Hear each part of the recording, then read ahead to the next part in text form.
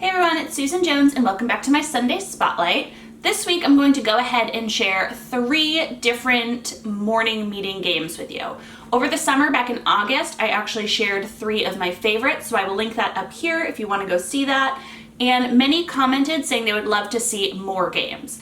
Now that we are in November, you might be looking for a couple new games and maybe some ones with a little academic spin to them that you can have students playing quickly in the morning, but also learning a little bit and reviewing their skills as well. So let's jump into 3 morning meeting games that I can teach you.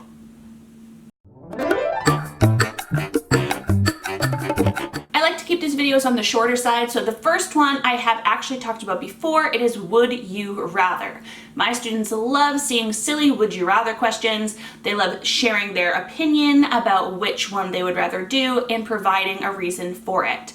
Around this time, I would usually start introducing opinion writing to my class. So this is a great kind of precursor to that, where students look at the silly question, try to think about which side or which one they would rather do, and then provide a reason for it. I've done an entire video about would you rather questions before, so instead of taking your time here, I'm just going to link that above and I'll put it down in the comments so you can check that one out. The second game I love to play is called Categories. And for this, all you're going to do is split your class into maybe like 3 or 4 teams. Depending on how many kids you have, you might want 5, maybe 6 in a group. It doesn't really matter.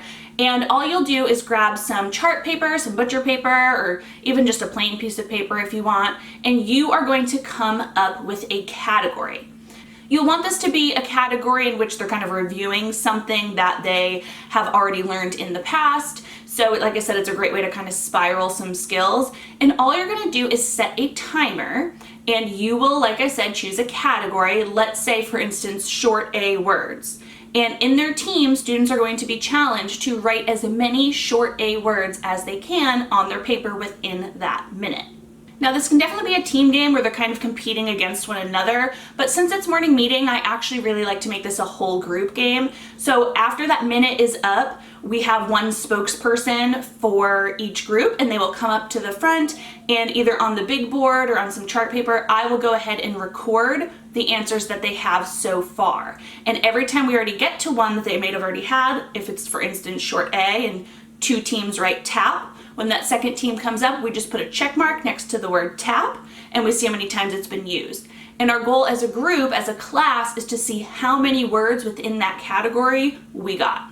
You can easily play categories many times throughout the year. Like I said, short A words for phonics is just one example. I definitely always play this game when we review nouns, verbs, and adjectives. When I do this for nouns, verbs, and adjectives, I actually like to turn this into a student-generated anchor chart idea.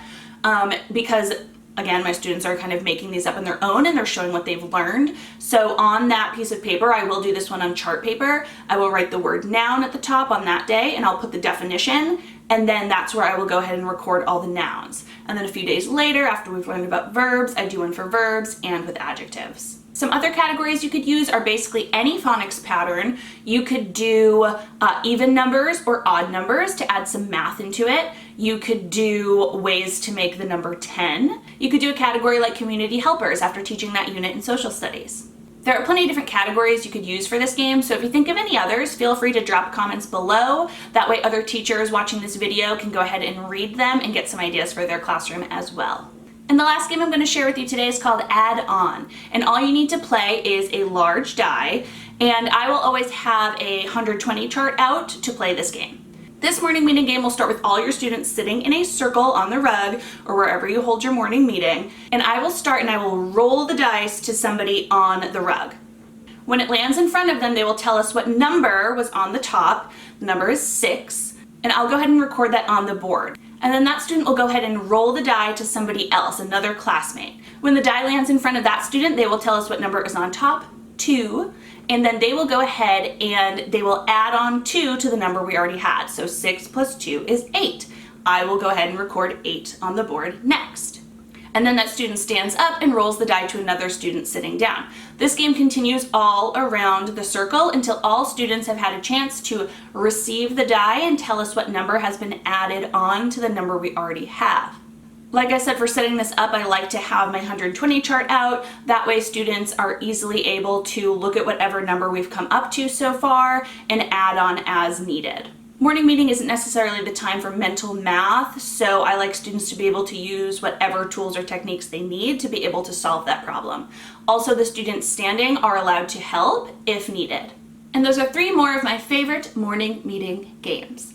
Realistically, you can just go ahead on Google and type in morning meeting games for first grade. You will find a ton of free ones. That's what I did when I was in the classroom.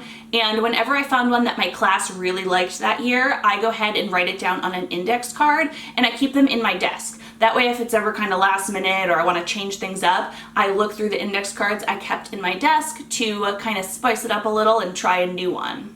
If you don't know much about morning meeting, I highly recommend the Morning Meeting book. It is by the creators of Responsive Classroom, and I will go ahead and link that below. I was trained on that when I did my student teaching, and I just love that management style, and morning meeting is kind of a part of their classroom culture. So I will link that below for you to go ahead and check out. As always, I hope you enjoyed this video. If you did, please go ahead and give me a thumbs up so I know. Make sure you are subscribed to my channel and hit that bell.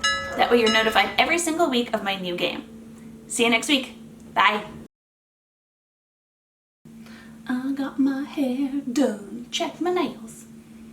These are not done. But my hair, I did get that done.